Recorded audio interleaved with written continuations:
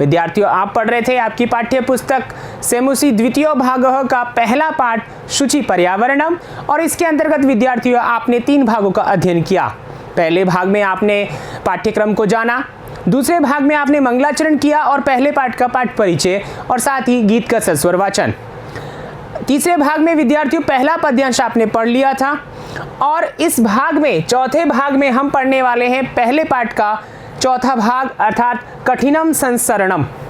यहाँ पर देखिए विद्यार्थियों, ये जो भाग बनाए गए हैं यहाँ पर उपशीर्षक के साथ आपके सामने प्रस्तुत है। कवि हमें बताना चाहता है, इससे पहले वाला जो भाग था उसमें हमने उपशीर्षक पढ़ा था प्रकृतिरेव शरणम, अर्थात कवि हमें कहना चाहता है कि प्रकृति ही एकमात्र शरण स्थली है। ठीक है ना। जो पर्यावरण प्रदूषण हो रहा है, फैल रहा है, हो रहा है, उससे बचने का उपाय एकमात्र प्रकृति है। और यहाँ पर देखिए जो हमारे महानगर हैं, ठीक है, वहाँ पर संसरणम यानी कि चलना, जाना, गमन करना वो कैसा हो गया है, कठिन हो गया है। ठीक है ना। इसी के विषय में हम यहाँ पर पढ़ने वाले हैं, अध्ययन करने वाले हैं। तो विद्यार्थियों कॉपी पेन साथ में लेके बैठ चुके होंगे और आपने जो पिछले भाग में प्रश्न दिए थे उनको भी आपने लिख लिया होगा। तो आइए उत्तर की जांच एक बार कर लेते हैं। यहाँ पर देखिए आपका जो गृह कार्य था उसमें पहला प्रश्न था महानगर मध्ये अनिशम किम चलती। महानगर जो था उसमें दिन रात क्या चलता है, कालायश चक्रम, लोह चक्र, यही बताया था आपने, यही पढ़ा था ना। ठीक है, तो आपका ये उत्तर सही होगा, कालायश चक्रम। यहाँ एक बात का ध्यान रखना है विद्यार्थियों, हो सकता है आप में से किसी ने गलत लिखा हो। गलत कैसे लिखा हो कि यहाँ पर देखिए एक पद में उत्तर लिखना है। ठीक है, तो एक पद में ही उत्तर लिखा जाएगा। अगर आपने पूरे वाक्य में उत्तर लिखा है तो गलत हो जाएगा। ठीक है, निर्देश के अनुसार ही आप उत्तर लिखें। दूसरा प्रश्न था दुर्दांतैर दर्शनैरमुना किम न स्यात्, भयंकर दांतों के द्वारा क्या नहीं होना चाहिए। एक पद में उत्तर लिखना है, तो क्या नहीं होना चाहिए, जनक ग्रसनम यानी लोगों का ग्रास नहीं होना चाहिए, लोगों का मरना नहीं होना चाहिए। ठीक है ना। ये 2 प्रश्न आपने उत्तर लिख लिए। तीसरा देखिए कालायश चक्रम कथम भ्रमति, यानी कि जो लोह चक्र था वो कैसे घूमता है, टेढ़ा घूमता था ना, आपको पता है टेढ़ा घूमता था, तो इसको कैसे लिखना है। अब यहाँ पर देखिए चूंकि पूर्ण वाक्य ना, पूरे वाक्य में उत्तर लिखना है, तो कैसे लिखेंगे, आपके यहाँ प्रश्नवाचक पद क्या है, कथम, कैसे घूमता था। तो यहाँ पर कालायश चक्रम को ऐसे कैसे लिखा हमने, कथम कैसे घूमता था, तो यहाँ पर आप देखेंगे इसमें से देख करके आपको उत्तर लिखना था। तो मनः शोषयत तनुः पेशयत सदा वक्रम भ्रमति, ये आपका उत्तर हो गया। तो कालायश चक्रम मनः शोषयत तनुः पेशयत सदा वक्रम भ्रमति, भ्रमति क्रिया पहले से। ठीक है, समझ में आ गया। इस प्रकार आपको उत्तर लिखना है। ठीक है, आइए आगे चलते हैं। अब यहाँ पर देखिए अगला प्रश्न, अभवत इति क्रियायाः समानार्थकम पदम पद्यांशात् चित्वा लिखत। अभवत जो क्रिया है जिसका अर्थ होता है हुआ, ठीक है, या हो गया, तो यहाँ पर इस क्रिया का समानार्थक, समानार्थक का मतलब मैंने आपको बताया था कि पर्यायवाची शब्द, ठीक है ना, समान शब्द, तो पद्यांश से चुन करके लिखना है। हमारा पद्यांश यहाँ पर देखिए, इसमें से जो अपने पास ये क्रिया है जातम, इसका अर्थ क्या हो गया, हो गया, इसका अर्थ क्या होता है, हो गया। ठीक है ना। तो यहाँ पर ये जो क्रिया है ये समानता रखती है। ठीक है, किससे समानता रखती है, इस क्रिया से, तो हमारा उत्तर होगा जातम। ठीक है, समझ में आ गया ना, आ रही है बात समझ में।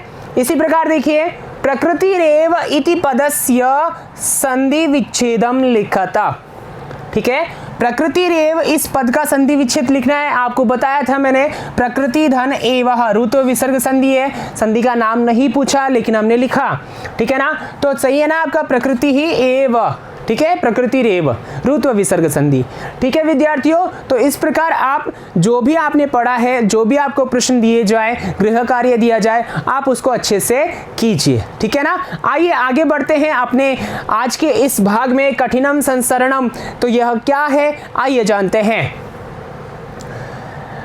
कज्जल मलिनम धूमम मुंचति शतशकटीयानम वाष्पयानमाला संधावती वितरन्ति ध्वानम यानानां पंक्तयो ह्यनन्ता कठिनम संसरणम शुचि पर्यावरणम। ठीक है, अब यहाँ पर देखिए, आप इस चित्र में देख पा रहे हैं कि पैदल जो व्यक्ति चल रहा है वो उसका चलना या सड़क पार करना बहुत कठिन हो गया है। ठीक है ना, क्यों हो गया है? क्योंकि यहाँ पर वाहनों की पंक्तियाँ बहुत सारी हैं, लगातार वाहन क्या कर रहे हैं? दौड़ रहे हैं। तो यहाँ आइए इसका अर्थ हम जानते हैं। इसका अर्थ देखिए, कज्जल मलिनम। ठीक है ना, इसको हम इस प्रकार समझेंगे, कज्जलम इव मलिनम। यहां पर देखिए विद्यार्थियों, कर्मधारय समास है, काजल के समान मलिन। मलिन का मतलब काला। ठीक है ना, काजल के समान काला। ठीक है, धूमम धुआं। धूमम यानी धुआं। ठीक है, जो धुआं है वह कैसा है? काजल के समान काला है। ठीक है, काला धुआं। अब यहाँ एक बात ये ध्यान रखना है, धूमम जो है इसका विशेषण क्या है? कज्जल मलिनम। और विशेष्य क्या है? धूमम। जिसकी विशेषता बताई जाती है वो विशेष्य होता है, और जिन शब्दों से विशेषता बताई जाए वो विशेषण होते हैं।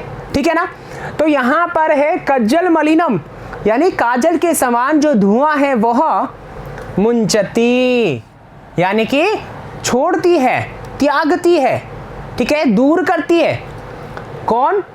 शतशकटियानम, यानी कि जो शतशकटियानम का मतलब शत यानी 100 और शकटी का मतलब जो मतलब गाड़ी है।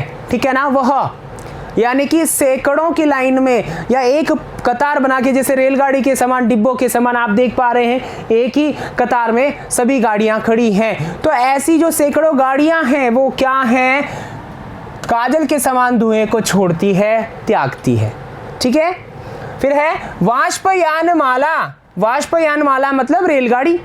ठीक है, वाष्प यानी जो धुआं छोड़ती है उसके समान रेलगाड़ी। ठीक है, हालांकि वर्तमान में तो मेट्रो इत्यादि बहुत गाड़ियां चल रही है। ठीक है ना, तो वहाँ बिजली से जो चल रही है, तो धुएं वाली गाड़ियां तो है ही नहीं। ठीक है ना, लेकिन फिर भी यहाँ कवि ने कल्पना करके लिखा है। तो यहाँ देखिए, जो रेलगाड़ी है वह संधावती। धावती का मतलब होता है दौड़ती है या दौड़ता है, लेकिन संधावती का मतलब तेज दौड़ती है। वितरन्ति बांटती है। यहाँ पर देखिए वि उपसर्ग है, त्रि धातु है। ठीक है ना, इसको तर आदेश होता है, और यहाँ पर देखिए क्षत्रिय प्रत्यय है, और ये स्त्रीलिंग में है। किसमें है? स्त्रीलिंग में है। ठीक है ना, यानी कि वितरण ये बनता है, लेकिन आगे जब हम स्त्रीलिंग में रूप बनाते हैं तो गी प्रत्यय करना पड़ता है, तो हमारा रूप बनेगा वितरन्ति। ठीक है, तो बांटती हुई, देती हुई। ठीक है ना, क्या? ध्वानम, क्या? जो ध्वनि है, ठीक है ना, उसको देती हुई। क्या हुआ? काजल के समान धुआं छोड़ती है। कौन? शतशकटियान का मतलब है सैकड़ों गाड़ियां हैं, काजल के समान धुएं को छोड़ती है। और जो रेलगाड़ी के समान ये गाड़ियां जो हैं वो तेज दौड़ती हैं और आवाज बांटती है, मतलब बहुत सारी आवाज करती है, बहुत सारी आवाज करती हुई दौड़ती है। जैसे कि यहाँ पर क्या दौड़ रही हो? रेलगाड़ी दौड़ रही हो। आप खुद ही देख सकते हैं चित्र में कि सैकड़ों गाड़ियां जो दौड़ रही हैं और आवाज करते हुए दौड़ रही है, मानो कि रेलगाड़ी दौड़ रही हो। ठीक है, फिर है याना नाम पंक्तयो ह्यनन्ता। याना नाम यानी साधनों की, यानों की यानी मतलब साधन की, पंक्तयः यानी कि जो पंक्तियां हैं, लाइन है, कतार है। ठीक है ना, ह्यनन्ताः, इसको आप यहां पर इस प्रकार देखें, ही अनंताः। अनंता यानी बहुत सारी। ठीक है ना, ही यहां पर अव्यय है। ठीक है ना, अनंता यानी बहुत सारी। ठीक है, क्या? बहुत सारी। क्या? पंक्तया, पंक्तियां भी बहुत सारी हैं। और किनकी पंक्तियां हैं? यानों की, यानी कि साधनों की पंक्तियां बहुत सारी हैं। यहां पर जो ये मैंने बताया आपको, यहां पर यण संधि है। कौन सी संधि है विद्यार्थियों? यण संधि यहां पर है।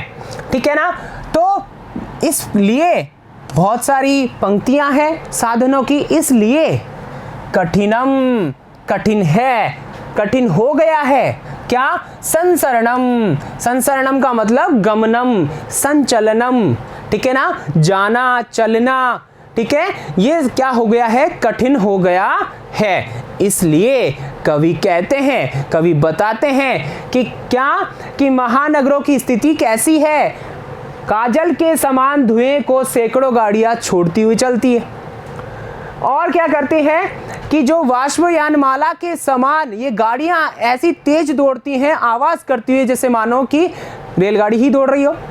और यहाँ पर रोड पर, जो सड़कों पर बहुत सारी यानों की पंक्तियां हैं, ठीक है ना, लाइन लगाए हुए खड़ी हुई हैं, तो इस वजह से जो चलना है वो कठिन हो गया है। और इसी वजह से कवि कहते हैं कि ऐसे स्थिति को छोड़कर हम सभी स्वच्छ पर्यावरण की ओर चलें, अर्थात स्वच्छ वातावरण का निर्माण करें। ठीक है विद्यार्थियों, समझ में आ गया होगा। तो यहाँ पर कुछ जो पद आए हैं, ठीक है ना, उनका अर्थ और साथ ही साथ उनका प्रकृति प्रत्यय, उनमें संधि समास, ये सब कुछ आपको ध्यान रखना है, ठीक है ना। अब यहाँ पर देखिए आगे कठिन शब्दार्थ, कज्जलम, कज्जल मलिनम, कज्जलम इव मलिनम, ठीक है ना। तो ये समास है। अपने पास में कौन सा समास है विद्यार्थियों? यहाँ पर मैंने आपको बताया कर्मधारय समास है। काजल सा मलिन अर्थात काला, धूमम यानी अग्निवाहम अर्थात धुएं को, ठीक है।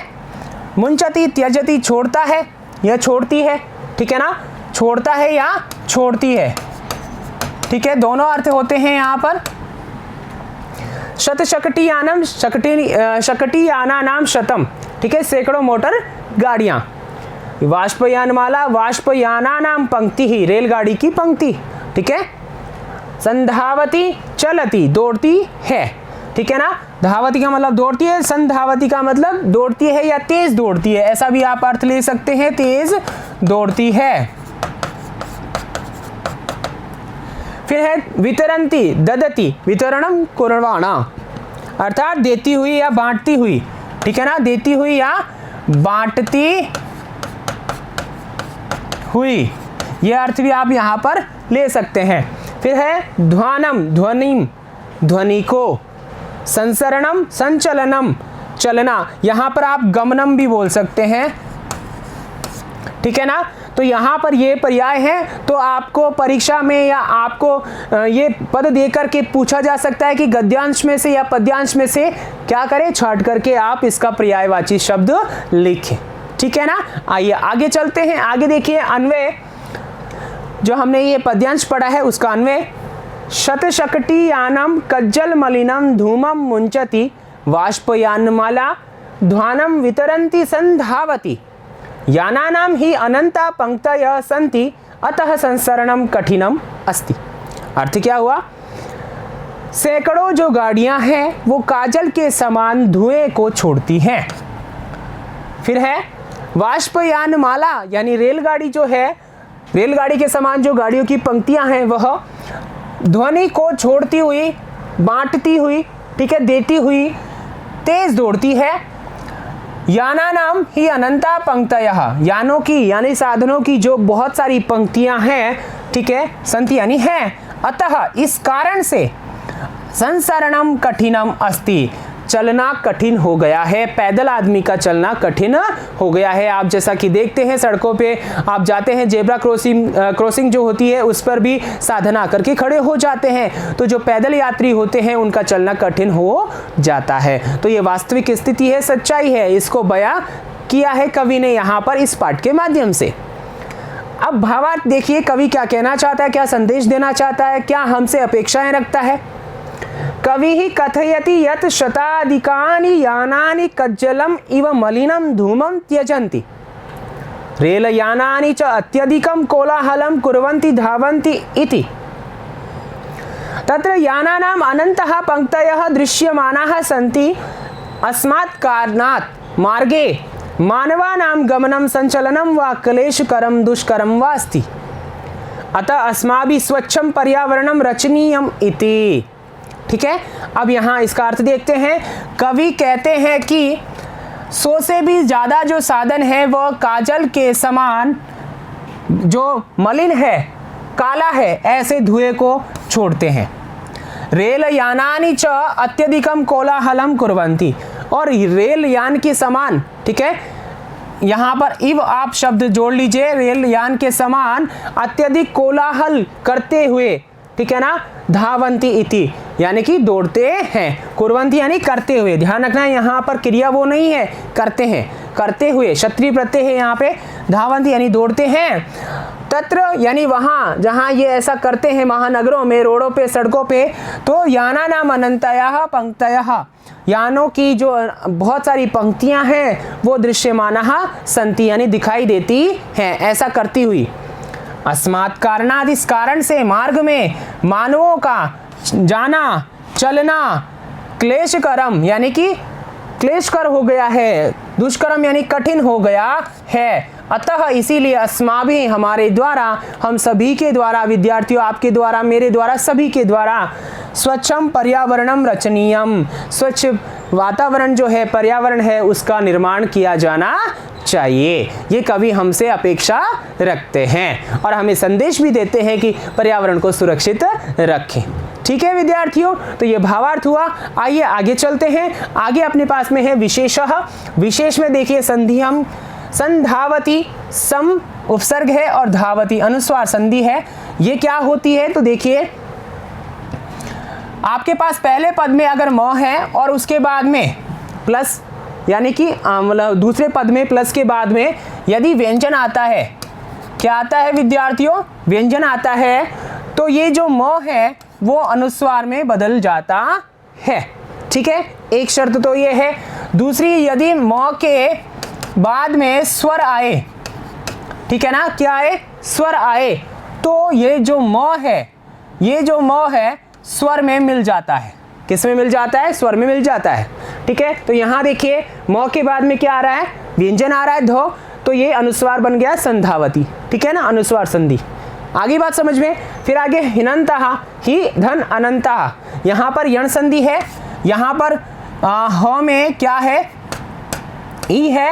इस ई को यह होता है, क्यों, क्योंकि आगे क्या है, असमान स्वर है यण संधि के नियमानुसार, तो यण संधि हो गई, हिनंतः आपका रूप बन गया। समास देखते हैं यहाँ पे, कज्जल मलिनम, कज्जलम इव मलिनम, कर्मधारय समास है यहाँ पर, काजल के समान मलिन। वाष्पयान माला, वाष्पयाना नाम माला, यानी वाष्पयान की जो माला है वह षष्ठी तत्पुरुष है। फिर है प्रत्यय की बात करते हैं, वितरंती, वी, त्रि और क्षत्रिय प्रत्यय है स्त्रीलिंग में, जैसा कि मैंने आपको बताया था। ठीक है ना, तो यहाँ पर इन बातों का आपको ध्यान रखना है। ठीक है, ये बहुत ज़रूरी है आपको, क्योंकि आपको मालूम होना चाहिए कि आपके एनसीईआरटी की बुक है और एनसीईआरटी का जो माध्यम होता है वो पद्यांश या गद्यांश के बीच में से प्रश्न पूछता है, जैसा कि आपने पिछले 2 भागों में देखा। ठीक है ना, अब यहाँ पर देखिए इसी भाग में आगे हम चलते हैं गृह कार्यम। ठीक है, उसी जो तरीका है, ठीक है ना, उसी का अनुसरण करते हुए यहाँ पर आगे चलते हैं। गृह कार्यम, पहला प्रश्न है, शतशकटीयानम कीदृशम धूमम मुंचति। ठीक है, आपको दे दिया एक पदेन, एक पद में उत्तर लिखना है। आपका ये पद्यांश है, यहाँ से देख करके लिखना है। दूसरा प्रश्न है, मानवानाम संसरणम कीदृशम अभवत, एक पद में लिखना है। फिर है, वाष्पयानमाला कथम संधावती, पूर्ण वाक्य ना, पूरे वाक्य में उत्तर लिखना है। ठीक है ना, आइए आगे चलते हैं। आगे देखिए चौथा प्रश्न है, पंक्तयः अनन्तः इत्यनयो। ठीक है, इत्यनयो पदयो विशेषण पदम किम अस्ति, इन दोनों पदों में से विशेषण पद कौन सा है। फिर आगे है पांचवा, संचलनम इति पदस्य समानार्थकम पदम चित्वा लिखत। ठीक है, ऐसा जो प्रश्न है वो पहले भी आ चुका है, तो आपको कठिनाई नहीं होगी। ठीक है ना विद्यार्थियों, तो इनके उत्तर आप लिखिए उत्तर पुस्तिका में। अगले भाग के साथ में फिर प्रस्तुत होऊंगा, तब तक के लिए धन्यवाद।